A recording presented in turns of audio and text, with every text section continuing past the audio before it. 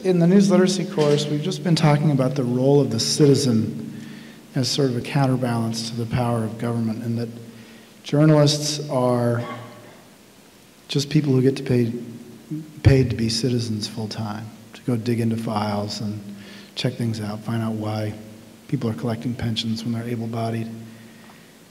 Does that make sense? Or do you think from your side of it, working as a investigative journalist, that a citizen would be way out of their depth, watchdogging the government? Oh, I've met some citizens who are incredible about requesting records and holding public officials accountable. And I think one of the great things about social media, and this particularly happened during the pension stories, is that we were able to involve citizens. After the first story broke about Larry Reich, the guy who had 5 full-time jobs, people were so enraged they were emailing me with suggestions.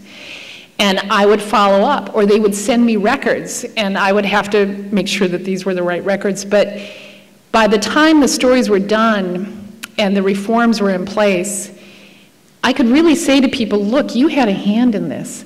And that's pretty remarkable, to involve people in your work like that. That was pretty exciting. So what's the first thing that a student who observes something wrong with government can do that's within their own power? That even if they can't publish it in a newspaper, what can they do to take action against some form of corruption? Well, as a citizen, you always have a right to go to a public forum and express your concern and express what you think is wrong. If you want to investigate something, it depends upon the story, how you get into it. I love ex-wives. Ex-wives are excellent sources. I love people who've been fired. I love people who file suit. They can often lead you to other records and other people who have problems. During the police disability series, I got to know an ex-girlfriend of a guy who was faking his disability. And she literally checked his voicemail. I didn't check his voicemail. I didn't have the code to his voicemail, and that would be a crime if I did that.